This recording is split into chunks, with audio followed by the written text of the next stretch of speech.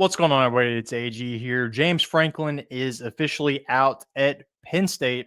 So today we're going to be talking coaching candidates. I've got 10 names here. I'm going to go through, break them all down, and at the end of the video, I'm going to tell you who I would hire and then ultimately who I think they will hire. Now, James Franklin, the real question when you make a move like this, now, number one, it has been trending in the wrong direction. I'll admit, they were my preseason national champion pick. I thought Penn State was going to win the national championship.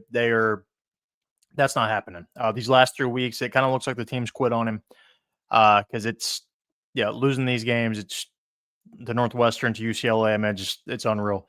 But the real question is, can you find somebody better than James Franklin? Because ultimately, he's been pretty successful there. And other than like one name here, I really don't know if there's a slam dunk name, like as far as like, yeah, he's for sure going to win here. And I don't know if they can get that guy or not. Let me zoom in here a little bit for you before we get started completely. But starting off here, okay, we'll start at the top of the list. These are in no particular order. Starting off here, number one, Curt Cignetti. Indiana's coach, done an awesome job, beat Oregon in Oregon yesterday. This is the number one name getting thrown around, has ties to the Pennsylvania area, so it makes sense there. But the real question is, would he leave for Penn State? He's got things rolling, obviously, at Indiana. You're looking at probably back-to-back undefeated seasons almost. Not undefeated. They didn't go undefeated last year. Back-to-back college football playoff appearances. Probably going to go undefeated this year. And they look legit. And he's done that in 2 years at Penn State. Now, at Indiana. If Penn State could get him, I think this is the slam dunk hire I'm talking about. Because Cignetti has proven he can win, whether it's at Division II level, James Madison, Indiana. He's proven he can have success. So if they could get him, now's the time to do it. Now, one thing I will say, if they're firing James Franklin right now instead of at the end of the year, number one, you've got to pay him a lot more, but also that means they're probably going to try to get whoever they think they're going to be able to get, because there's going to be probably some big jobs opening. You know, they've already got a few: Arkansas, Virginia Tech, UCLA, Florida is probably trending that direction. I would even say probably Oklahoma is another one that might be trending that direction, but you've got to get on it if you're going to hire somebody. Next up, Fran Brown. He's a name I've seen thrown around. I don't know how big a name Fran Brown is. I think he is going to be a really good coach, but I don't think he's necessarily done just enough to get hired at Penn State. But then again, Penn State, what is the market for them trying to hire somebody? Like, are you a top 10 job in the country? I don't know. I would probably say yes, but other people might say no. You know, it comes down to funding now as far as if you can get guys or not. But Fran Brown, doing pretty good to Syracuse, young coach, doing a good job. Matt Campbell at Iowa State, his name always gets thrown around on this stuff. If you would ask me this a couple weeks ago, I would have said, yeah, I think that's a good hire. But Iowa State has really dropped off these last couple of weeks, lost back-to-back games. It's not looking good there, but his name always gets thrown around in these jobs.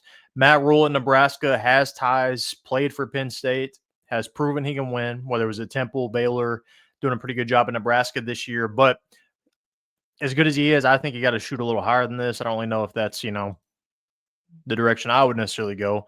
Eli Drinkwitz at Missouri is another name I've seen thrown around. I don't necessarily think he has any ties, but he's done really good in Missouri, and Missouri is not a place that you necessarily see winning all the time. But Eli Drinkwitz has done a really good job in Missouri. I think that'd be a good hire. Kelly Dillingham, Arizona State is another name I've seen thrown around, but similar situation, not really any ties to the area. Young coach, got them to the playoff last year, but he's at his alma mater. Now, that doesn't always mean anything, because if you drop the bag on somebody, it's not going to matter. Then also you're going to a better conference, better school, more money, all that good stuff. But Kenny Dillingham, I don't think he'll leave Arizona State. Manny Diaz at Duke, he has been a defensive coordinator at Penn State previously. Multiple stops as a head coach, whether it was Temple, Miami, Duke, but has had so-so success. So I think this is too much of a leap. Like, I would think this would be like a last resort. I think you could find somebody better than Manny Diaz. Mike Elko at A&M has ties somewhat to the area, but I don't know if they can match A&M's money, and also he's doing pretty good at A&M, so I don't necessarily see that happening, but would be a good hire, I think, if you get Mike Elko. Dan Mullen at UNLV made it known that he's trying to get back, or that's kind of the way it's trending. Doing a really good job at UNLV this year. Got them undefeated. Has done really good previously. Whether it was at Florida, did a much better job than they're doing right now. Mississippi State did a really good job. Got them to number one at one point. I think this would be a good hire. if you could get him, but we'll see. Alex Golesh at USF. This is one that's the question. Do you hire a sitting power conference coach? Do you hire a coordinator? Do you hire a G5 guy that's an up and comer? What do you do? Now, being Penn State, I think you could hire somebody at a lower end power conference school and make a good hire. So as good as Alex Golesh, I think he is as a coach. I think this is a little bit too much of a jump. So let's go ahead and start striking through these guys. Let me zoom out so you can see everybody. All right, so let's go ahead and get this list broken down a little bit. Okay, starting off, let's mark off the ones I don't think are legit going to happen. Fran Brown, we'll start with him. As good as he is, and I think eventually he'll probably be in the SEC probably, but right now I just think it's too big of a leap, too fast. You know, he's only been a coach for a couple of years now, so I don't see that happening. Another one I don't see happening, Alex Golesh. Like I said, he's got kind of somewhat ties to the area, but I don't think they'll go the G5 route because they could, I think, hire somebody legit at a power conference, so I don't see that happening. Next one we're going to take off this list is going to be Kenny Dillingham. I don't see him leaving Arizona State. He's kind of got it rolling there. Now, he is a good young coach, you know, so I don't think that would be a bad hire by any means, but I don't see that happening. Next one I'm going to take off of here, let's go Manny Diaz. I think that's just I don't think he's a good enough head coach to kind of warrant that kind of this job. You know, I think Penn State's, like I said, a top 10 job, so I don't think Manny Diaz is going to be worthy of that. Eli Drinkwitz is my next one because he just doesn't have any ties to the area. And do you leave the SEC for the Big Ten? That's kind of a neutral jump, but no, I think Penn State's better than Missouri. But if it comes down to it, I wouldn't be shocked because I would think he would probably be interested because Penn State, I think, is a good job. I think it's a job you could probably get to the playoff every year, you know, if you have the right guy. But I'm going to take him off this list. Next one I'm going to take off. This is a pretty tough top five right here. Cignetti. Let me delete all these other guys. Cignetti, Matt Campbell, Matt Rhule, Mike Elko, and Dan Mullen. Pretty tough top five there. Guys that have proven they can win.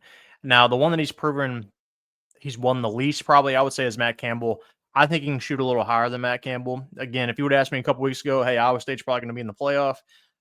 They're rolling right now. But with the way the last 2 weeks have went, I don't see that happening. So Matt Campbell getting marked off the list. Mike Elko is another one. I don't think he's going to leave A&M. I think it's just too good of a job, especially with the way sports are trending with the NIL funds. A&M can just drop the money on people and get players there. Texas is a hotbed for, you know, bringing in high school recruits. So I think he's good at A&M. This top three, though, I think one of these guys is for sure going to be the next coach at Penn State. I don't know which one it's going to be. But to break these three down, you know, Cignetti, winning the last 2 years, really good. Indiana can turn your program around like that. Would probably have Penn State in the playoff next year, you know, if he came here. Matt Rhule, Nebraska, hasn't had the fastest turnarounds, but he's had bigger turnarounds than Penn State, though. Penn State is already there. They've got a top 25 roster, so you don't have to do that much, but it might take a little bit with Matt Rhule. As for Dan Mullen, he's been out of the game for a little bit, but he has proven time and time again he can win games. So, you know, whether it be in the SEC, whether it be now at UNLV, he's proven he can win. So I think he would definitely be interested. I'm going to take Dan Mullen off the list. And then these last two, if it was me, I'm hiring Curt Cignetti. I'm throwing whatever money he needs to get him to come to Penn State, to get him to say no. Because at the end of the day, as good as Indiana is right now, it's not a better job than Penn State. We have way more money at Penn State than Indiana has when it comes to football. I'm making Curt Cignetti say no. And if he comes here, they're going to be in the playoff next year. As for Matt Rhule, I think that is who they are going to hire. I don't think it's going to be a very widely accepted one, but being a player there, proven that he can win as a head coach. It might not be the first year, but he's proven he can win. Nebraska is looking good, and if somehow you can bring like Dylan Raiola with him, that would be another plus.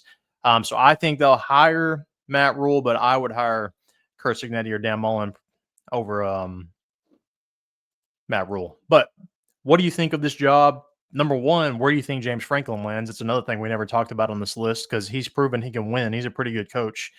Despite getting fired, he's been really consistent. And then number two, who do you think Penn State hires and why? Let me know. Comment down below. Make sure to like this video and subscribe.